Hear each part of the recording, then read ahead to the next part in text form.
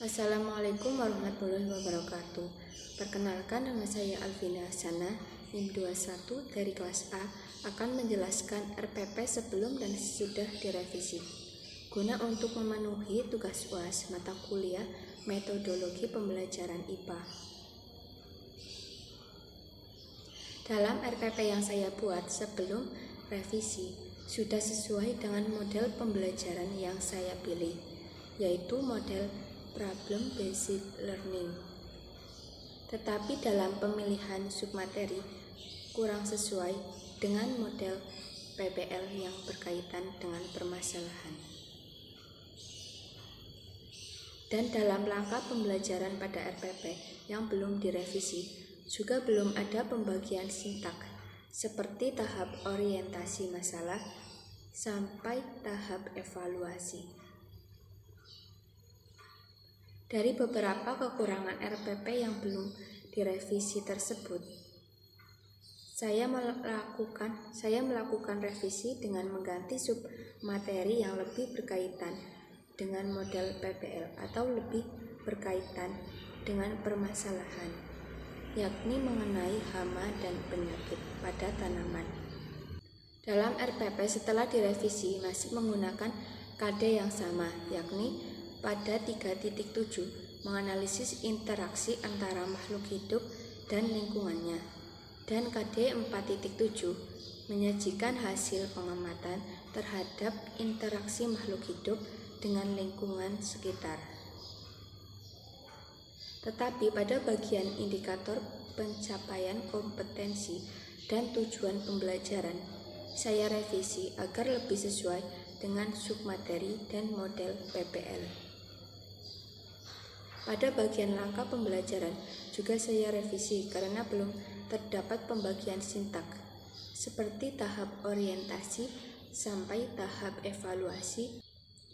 Pada tahap pendahuluan, guru membuka pembelajaran dengan berdoa, mengabsen siswa, dan mengingatkan kembali materi pelajaran sebelumnya, serta menyampaikan tujuan pembelajaran.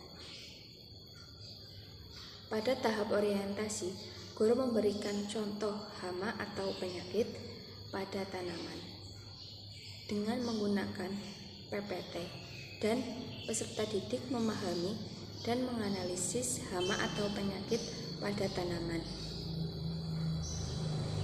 Setelah menganalisis, peserta didik diharapkan dapat membuat rumusan masalah mengenai hama atau penyakit pada tanaman. Tahap selanjutnya, guru memberikan tugas kepada siswa untuk menganalisis permasalahan penyakit atau hama pada tanaman di lingkungan sekolah dan menuliskan pada lembar LKPD. Pada tahap ketiga, yaitu tahap mencoba, peserta didik merancang suatu penyelidikan tentang cara mengatasi hama atau penyakit pada tanaman. Kemudian guru membimbing peserta didik dalam penyelidikan. Guru juga mengarahkan peserta didik untuk menganalisis beberapa buku untuk menunjang data dalam LKPD tentang cara mengatasi hama atau penyakit pada tanaman. Kemudian pada tahap keempat, yaitu tahap mengkomunikasikan.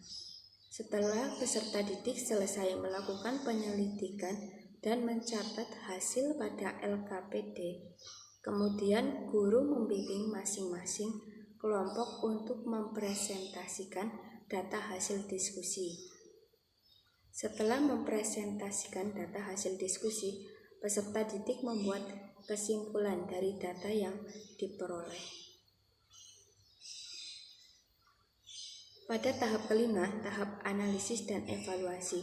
Pada tahap ini, guru membahas bagaimana cara efektif mengatasi hama atau penyakit pada tanaman. Setelah membahas bagaimana cara efektif mengatasi hama atau penyakit pada tanaman, peserta didik diberi kesempatan untuk bertanya mengenai hal-hal yang belum dipahami. Kemudian guru dan peserta didik membuat kesimpulan dari proses pembelajaran yang telah dilakukan. Pada tahap penutup, guru memberikan penghargaan pada kelompok yang berhasil melakukan kegiatan pengamatan dan diskusi dengan baik. Kemudian guru menyampaikan materi yang akan dibahas pada pertemuan selanjutnya, serta memberikan tugas yang berkaitan dengan materi interaksi makhluk hidup dengan lingkungan.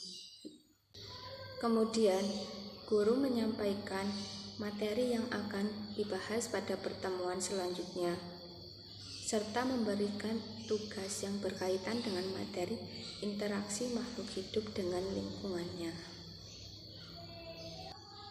Sekian pembahasan mengenai RPP sebelum dan sesudah direvisi. Wassalamualaikum warahmatullahi wabarakatuh.